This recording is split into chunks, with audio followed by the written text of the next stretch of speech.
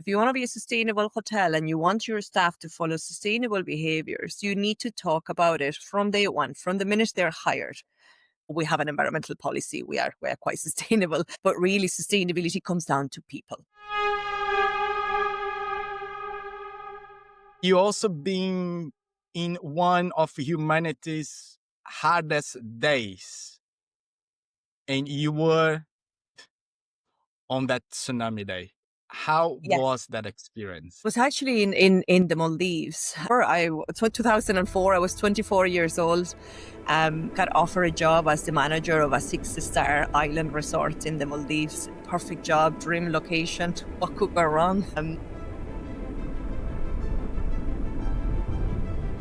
Of course, the Boxing Day tsunami hit the Indian Ocean, and yeah, it's still kind of difficult to even speak or think about that day. Their lives were dramatically touched after that day for a long time, including mine. After that day, this irrational fear of environmental doom or natural disasters.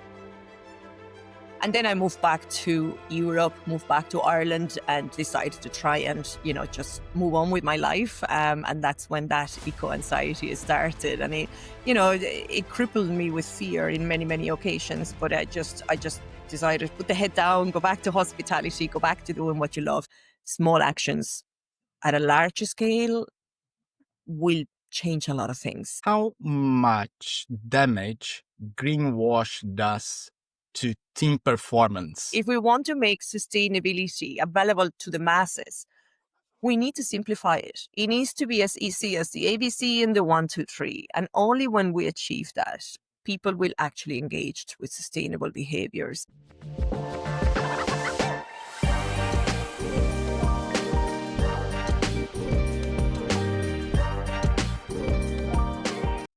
What's up, hospitality? Did you know that you can reduce operational related costs by 15% just by educating your team on sustainability standards?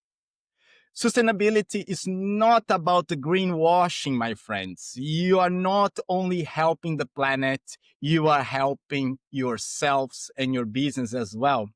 Today, I'm honored to welcome a former hotel manager whose today's mission is to bring sustainability education and training to all levels of education with her organization, 50 Shades Greener, a awarded company providing green skills education, certification, and consultancy to businesses, governments, and education providers.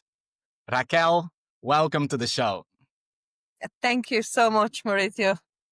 Thank you for having me here. It's a pleasure to have you here, and I'm very excited to speak to you today because sustainability, it is a sore spot in hospitality, and I do believe that we need more education, we need more understanding, and a lot less greenwash around the subject. But before diving into sustainability, you were a hotelier, and once a hotelier, always a hotelier. How did your career start? Was one of those easy decisions where everyone supported you to follow your dreams? Absolutely not. I wish life was that easy. I kind of, to be honest, I fell into hospitality by pure chance. And I think that's, from all the people I've met throughout the years, that's normally how people fall into hospitality, or the majority of us anyways. I was 17 years old. I was in Spain. I wasn't really doing much. All my family are huge academics with like PhDs and masters, and Raquel was the black sheep that did not want to kind of go through studies in university. So I decided just to move to Ireland for the summer to learn English. My father said, I'm going to buy you a one-way ticket to wherever you want to go, and you're going to pay your own way back. And so 1998, I landed in Shannon in County Clare in Ireland, and I have never been back. So I started, I guess, cleaning bedrooms in a hotel because I had no English at the time. And so it was kind of the only option I had for survival. And from then, it's just, it was a 20-year career. Wow, like that's, I believe that that was a great lesson from your dad. I love that idea. I'm gonna keep that in mind. Sorry, Lily. It's fantastic. And, but you also been in one of humanity's hardest days, and you were there in Thailand on that tsunami day. How Yes. was that experience? Yeah, so I was actually in the Maldives. I 2024, 2004, I was 24 years old. Got offered a job as the manager of a 6-star island resort in the Maldives. Perfect job, dream location. What could go wrong?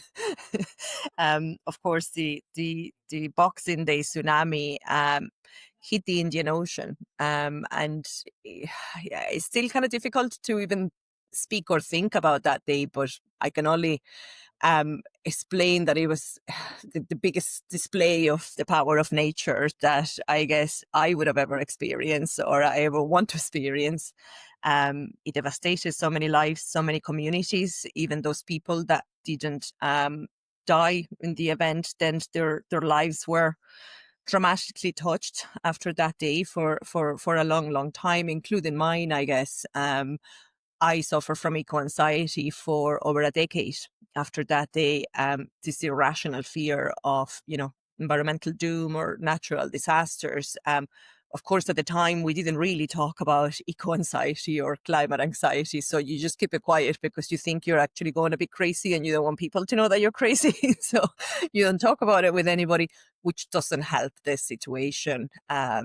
So yeah, I would say perhaps, for me, it was the first time that it planted the seed on my head about nature, the environment, sustainability, and what all this climate talk meant. We didn't talk about climate change as often as we do now back in 2004. But for me, it definitely triggered a need to do something and to dedicate my life to something that would help the environment and people. And that was, really the start of my journey in sustainability. I can't imagine what's been going through such an event, and but it definitely changes us. Right? What was your next step? What happened next? So, okay, straight after, my family wanted me to get out of there.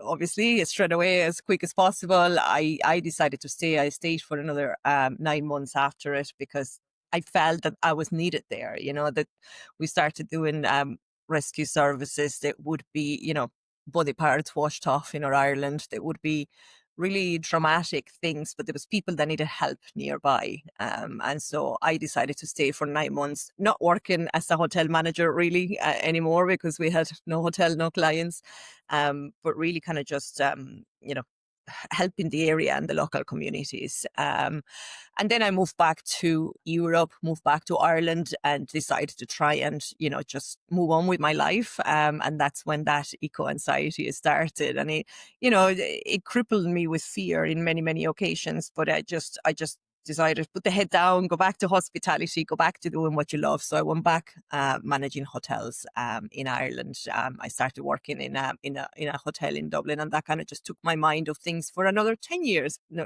8 years, um, until I started working in a small hotel in the west coast of Ireland, Hotel Doolin. And my general manager said, "Oh, I want to run the greenest hotel in Ireland," and that was kind of the eureka moment of saying, "Ooh, now I can really kind of match what I wanted to do from that point, from that terrible day."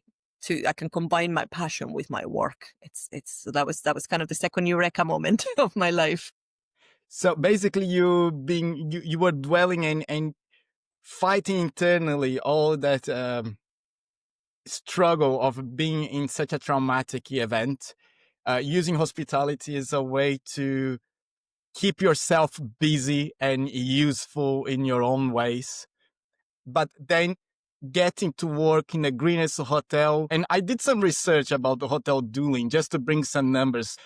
They reduced carbon footprint from 207 tons of CO2 in 2012 to 30 tons in 2021, and they describe themselves as carbon negative because they also plant local trees.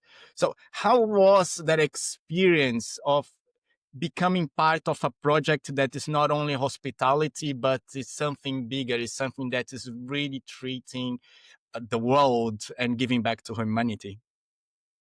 Yeah, so when I started working there, we didn't really have a green program yet or a sustainability kind of a strategy in place. So our general manager, Donald Minahan, he's one of these crazy hospitality visionaries that is kind of ahead of his time. And, 'cause back in 2012, nobody thought about, green hotels really that much as we do now.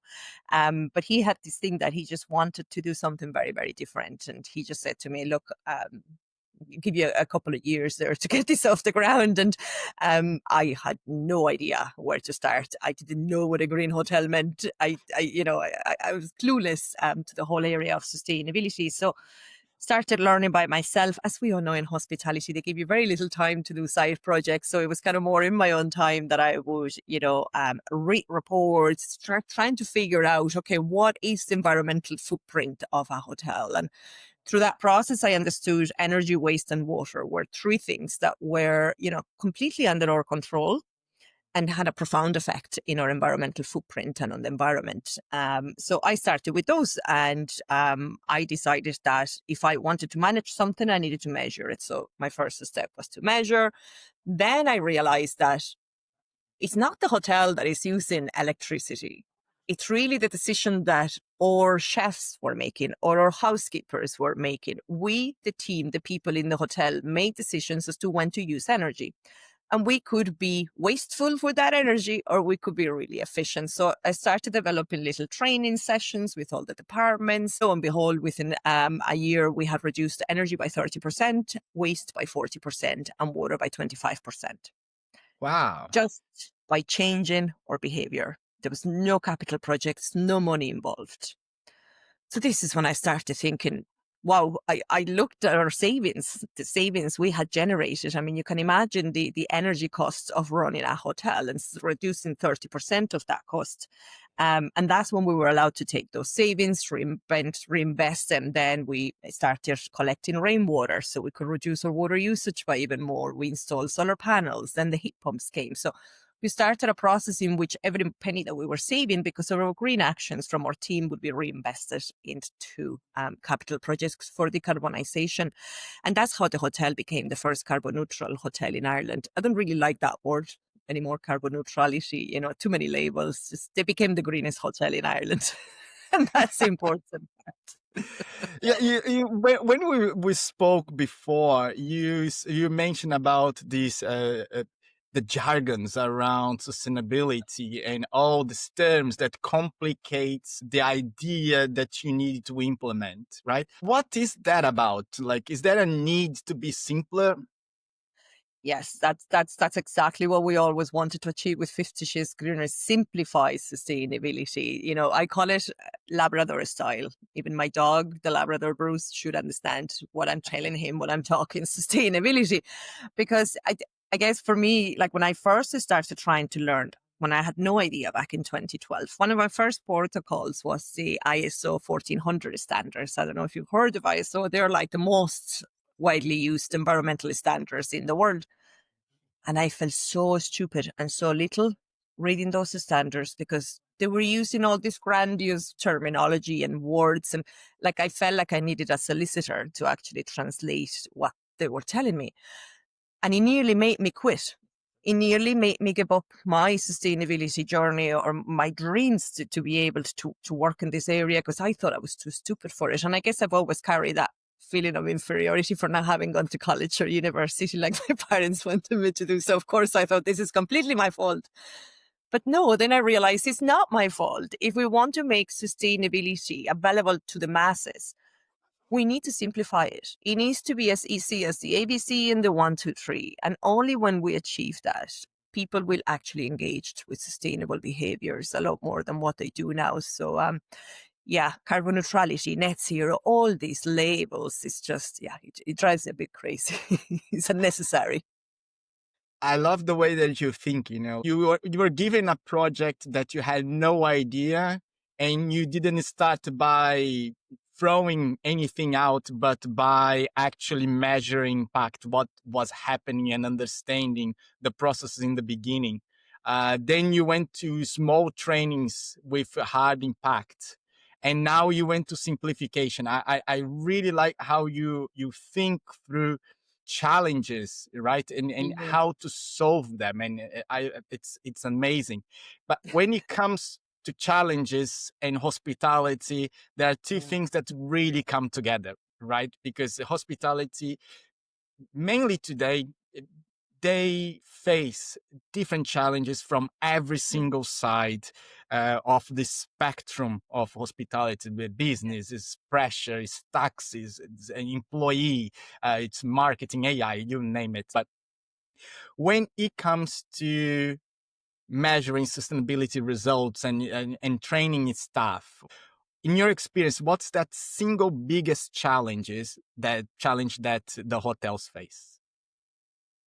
Yeah, I guess the biggest challenge is not even the training; it's the mindset. It's changing that mindset, and hotels and people often think about sustainability in terms of technology and policy. In that, like, oh, we have an environmental policy, we are quite sustainable, um, but really, sustainability comes down to people. And people can see sustainability as an extra job or an extra chore unless the leadership of that organization shifts the culture and demonstrates themselves that sustainability is part of how they do their work every single day.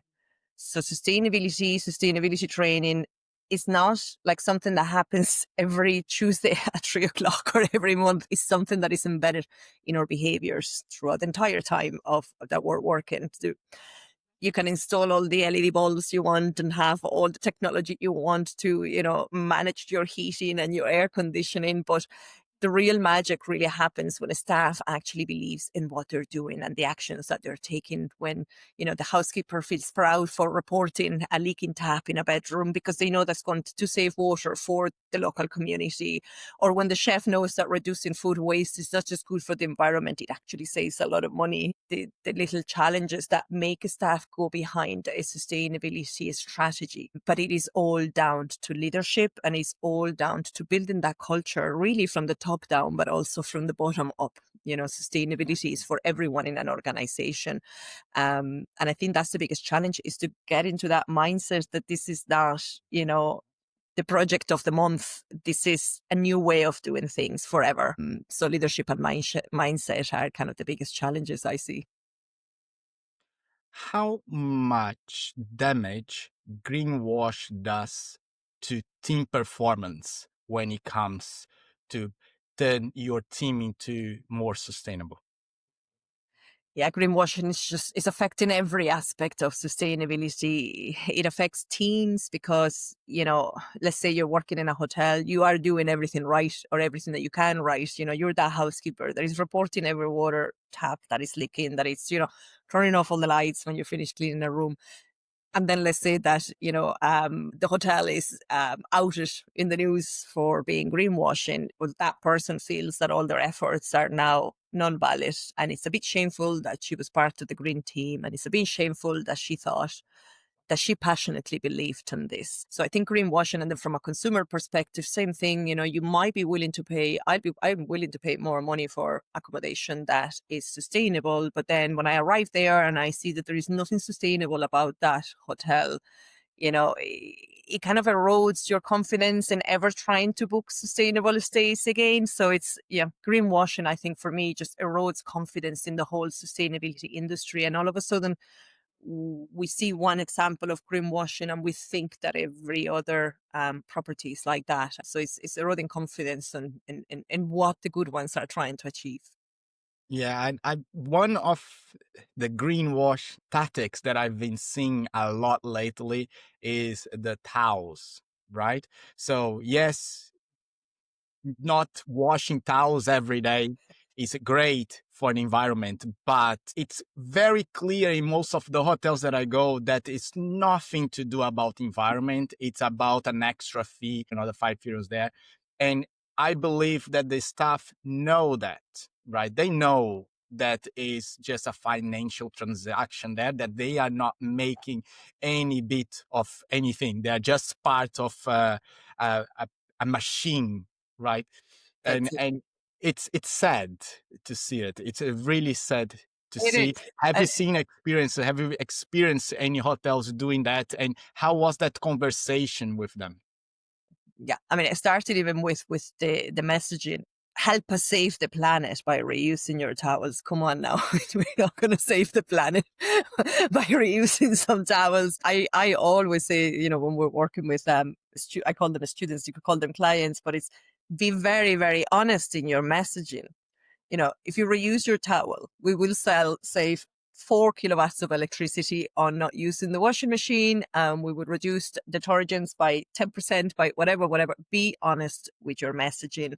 That goes for your staff and then also for the customer. I mean, the reusing towels is just something that it's probably been around for like 15, 20 years. It's just not enough at this point.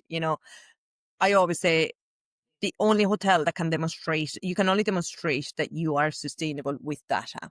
If you don't have data, if you don't measure your environmental impact, your carbon footprint, your energy, your waste, your water per customer, you cannot say you're a sustainable hotel. So measure your data and publish it. Always publish it. So if you're looking to stay in a sustainable hotel, look at their website. What does their sustainability page tell you? Does it just give you a policy there with vague statements, no data, not real commitments? Forget it. They're not sustainable. They just have a policy. For me, it's always about backing, greenwashing can be very easily avoided with data, basically. But to get data, you have to do the work. You have to measure it and you have to improve it. And that's when you're sustainable. And what kind of solutions have you seen that can really impact the hotel teams? So that I can impact the hotel scene. Well, first of all, when we managed to bring HR into the sustainability conversation, it's funny. So, the department that not many people think about, everybody thinks about sustainability from an operational side of things. But for that, you need to embed it into your HR, into your recruitment, into your induction. So, if you want to be a sustainable hotel and you want your staff to follow sustainable behaviors, you need to talk about it from day one, from the minute they're hired. From their induction, there needs to be parts of the sustainability strategy that the hotel or the property is trying to achieve and how that employee has a part to play on that strategy. So you start implementing that mindset of sustainability every day from the very beginning. Then it's about even embedding sustainability and sustainable behaviors into job descriptions, but also into key performance indicators. So let's say you have a chef, you're the general manager, you have your chef. Normally their KPIs would be in gross profit margins, or even cost of wages. Start bringing in energy consumption from the kitchen. But that should be a key performance indicator for them. We need to be as efficient as possible. Everybody should be able to measure what energy do they need. How many hours do we need that oven on? How many hours do we need that lighting on?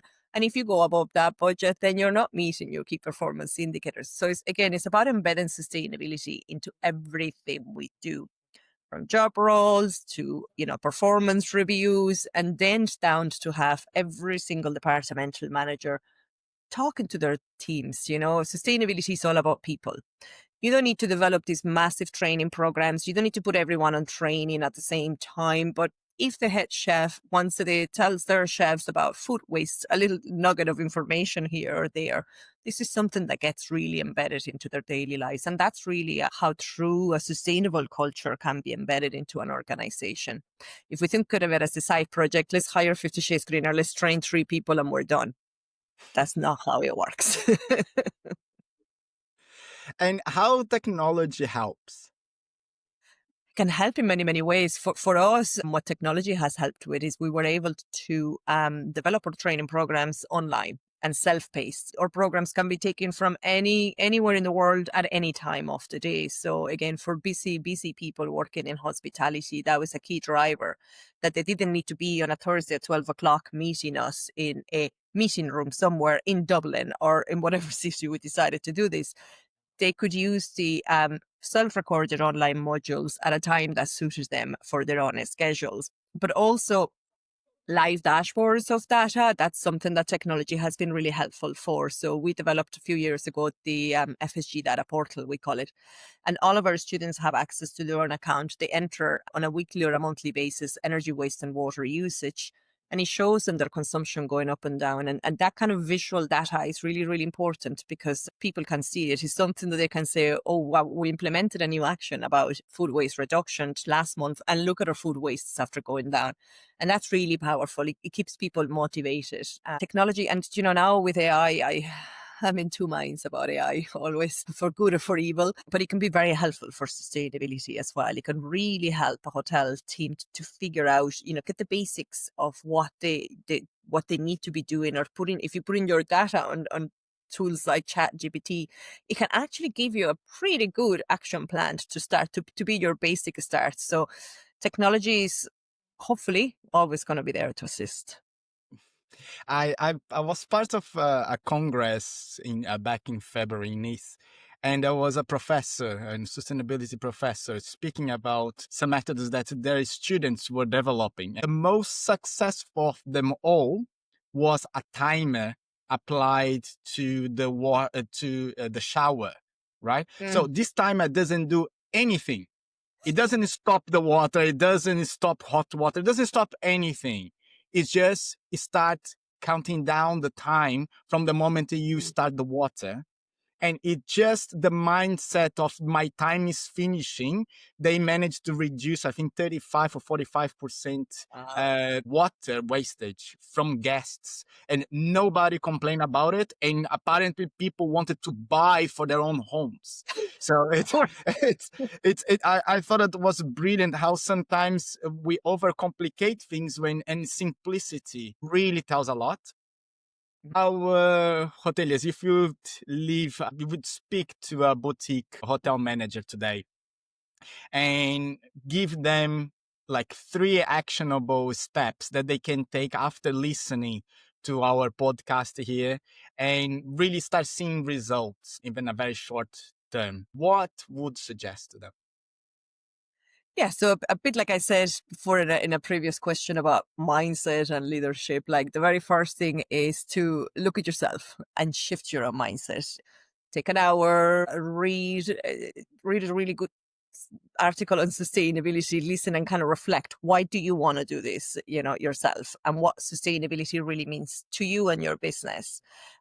Because if you don't believe it, then your staff won't believe it and you're going nowhere really. You're the person that needs to inspire your team. So you need to believe it. If you're on the fence, if you can't figure out why you believe in it, you could even call me. I'll try and help you figure out how to shift that mindset. But then the step number 2 is open the conversation with your team, sit down with your staff, ask them what sustainability means to them, ask them where do they see in their day-to-day possible wastage of energy, or water, to identify, those pinpoint those really easy wins, that low hanging fruit. That's always within the realm of your junior staff, everyone on the floor. They're the ones that have most information about what happens day to day in your business. So they have really, really valuable insights. Call some staff meetings, maybe do it in different pockets, different departments, talk to everybody about sustainability. And then pick one quick win. Choose something that is quite simple. So you might say, right, let's see if we can reduce our electricity by 10% in the next month. Ask everyone to come up with one idea they can implement in their department and just run that idea for 1 month. If you do reduce electricity by 10%, pick the next idea. There is a great climate crisis. And, a lot of people will say like, well, there's no time now for small actions, but small actions at a larger scale will change a lot of things. And that's what we need to keep remembering. We can only change what we can change, what's within our control. Forget about looking at what the neighbor is doing, what the other hotel down the road is doing. Look at yourself, talk to your team, see what are the quick wins, and then just go from there. Love that. And if we're going to think about the future, right? And you just said that it's hard you need to look into ourselves and see how we can make small changes. But when you look into sustainability and hospitality, the industry itself, what Mm. do you see? Which movements do you see happening in the next decade? That's very crucial when it comes to the environment. I'm not good at predicting the future, Nobody but is. what I can tell you is what I think, where I think sustainability needs to evolve within the industry. And I guess up until now, in the last 10, 15 years, you know, most things have been driven by compliance, ticking boxes for either being certified or ticking boxes for our investors or for regulators. But we need to shift that towards something much more human centric and practical. So in the future, I see sustainability not sitting as a separate thing, as having the sustainability department, which they just do that. They do sustainability and everybody else doesn't do sustainability, but that it is built into every role in the hotel, like we said earlier, from the receptionist explaining the sustainability strategy to the guest, to the chef, making menu choices because there is food that is in season and that is local, and they understand the implications of that. So sustainability behaviors should become part and parcel of everything we do in hospitality. But there is a big elephant in the room when it comes to sustainability, I always feel, in hospitality. And that is that whole aspect of social sustainability, which is quite hard to speak about in the hospitality sector. I mean, I've been there. I've worked there for over 20 years, and I have personal experience in the regard that my bosses didn't really care about my welfare that much, you know. I'll be rostered to finish at 12 o'clock one night and I start at 6 a.m. the next morning. And, you know, in today's world, that should be a big no-no. We need to look after our people. And I do believe that for years in hospitality, we haven't really put people at the heart of the business strategies. And I think that that's a big thing that needs to change. We've already seen a massive exodus of people from the industry, and all these things have had an effect on it. So I see a big thing, a big movement about social sustainability within the hospitality industry coming in the next few years that it's welcomed, to be honest. I hope that people are listening. And if I'll get still into the future, but I'll make a little bit of a challenging question, but you can take your time to think about, okay? Let's jump 10 years ahead already. Okay, so we are already 10 years in the future, and 50 Shades Greener actually achieved its goals and achieved what you dreamed. How that world look like and what steps did you take? Ooh, so, well, my mission, I always say, is to help upskill 8 billion people in the world, which is no easy task, I guess. And I definitely is not something I can do alone. Any big goal like that requires a lot of collaboration. But what does that look like for 50 Shades Grey? I guess, you know, for me, that future is when sustainability education is embedded into all curriculums, all programs of study, at all levels of education, that we have influenced policy. I don't really know what I want 50 Shades Greener to be within that realm. I just know that we want to be part of that journey. We can't, you know, which will be a big journey for many, many different organizations, public and private, to get there. But yeah, it's that utopia world, I guess, where everybody has the skills and knowledge to lead sustainable behaviors. Now, the caveat is, will they do it?